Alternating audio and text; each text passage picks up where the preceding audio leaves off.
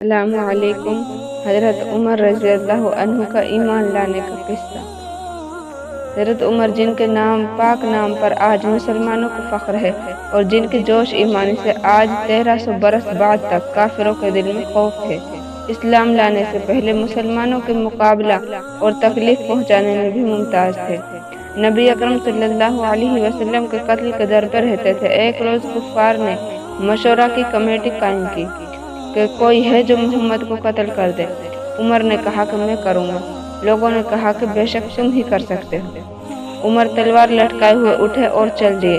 اسی فکر میں جا رہے تھے کہ ایک صاحب قبیلہ زہرہ کے جن کا نام حضرت سعد بن ابی وقاص رضی اللہ عنہ ہے اور بعضوں نے اور صاحب بھی لکھے ہیں، ملے۔ انہوں نے پوچھا کہ عمر کہاں جا رہے ہو؟ کہنے لگے کہ محمد کے قتل کی فکر میں ہوں۔ نعوذ باللہ۔ سعد رضی اللہ عنہ نے کہا کہ بنو ہاشم اور بنو زہرہ اور بنو عبد مناف سے کیسے مطمئن ہو گئے ہو کہ وہ تم کو بدلے میں قتل کر دیں گے؟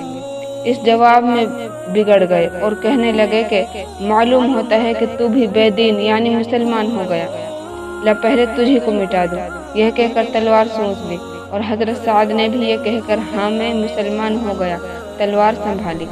دونوں طرف سے تلوار چلنے کو تھی کہ حضرت سعد نے کہا کہ پہلے اپنے گھر کے تو خبر لے، تیری بہن اور بہنوئی دونوں مسلمان ہو چکے ہیں۔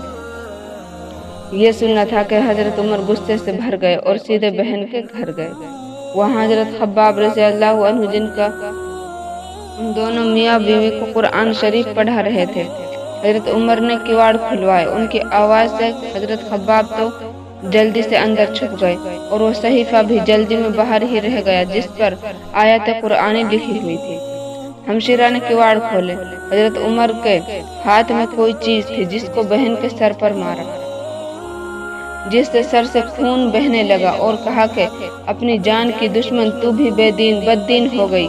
اس کے بعد گھر میں آئے اور پوچھا کہ کیا کر رہے تھے اور یہ آواز کس کی تھی؟ بہنوئی نے کہا کہ بات چیت کر رہے تھے۔ کہنے لگے کہ کیا تم نے اپنے دین کو چھوڑ کر دوسرا دین اختیار کر لیا؟ بہنوئی نے کہا کہ اگر دوسرا دین حق ہو تب۔ یہ سننا تھا کہ حضرت کہ ان کی داڑھی پکڑ کر کھینچی اور بے تحاشا ٹوٹ پڑے اور زمین پر گرا کر خوب مارا۔ بہن نے چھڑانے کی کوشش کی تو ان کے منہ پر ایک تماچا اس زور سے مارا کہ خون نکل آیا۔ وہ بھی آخر عمر ہی کی بہن تھی۔ کہنے لگی کہ عمر ہم کو اس وجہ سے مارا جاتا ہے کہ ہم مسلمان ہو گئے۔ بے شک ہم مسلمان ہو گئے ہیں، جو تجھ سے ہو سکے تو کر لے۔ اس کے بعد حضرت عمر کی نگاہ اس صحیفے پر پڑی جو جلدی میں باہر رہ گیا تھا اور غصہ کا جوش بھی اس مار پیٹ سے کم ہو گیا تھا اور بہن کے اس طرح خون میں بھر جانے سے شرم بھی آ رہی تھی۔ کہنے لگے کہ اچھا مجھے دکھلاؤ یہ کیا ہے؟ بہن نے کہا کہ تو ناپاک ہے اور اس کو ناپاک ہاتھ نہیں لگا سکتے۔ ہر چند اصرار کیا مگر وہ بے وضو اور غسل کے دینے کو تیار نہ ہوئی۔ تو حضرت عمر نے غسل کیا اور اس کو لے کر پڑھا۔ اس میں سورہ طٰہٰ لکھی ہوئی تھی۔ اس کو پڑھنا شروع کیا اور انی انا اللہ لا الہ الا انا فاعبدنی واقم الصلاۃ لذکری تک پڑھا کہ حالت ہی بدل گئی۔ کہنے لگے کہ اچھا مجھے محمد کی خدمت میں لے چلو۔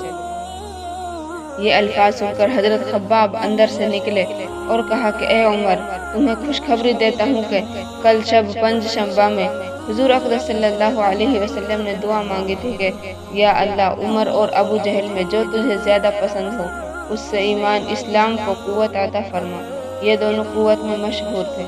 معلوم ہوتا ہے کہ حضور صلی اللہ علیہ وسلم کی دعا تمہارے حق میں قبول ہو گئی۔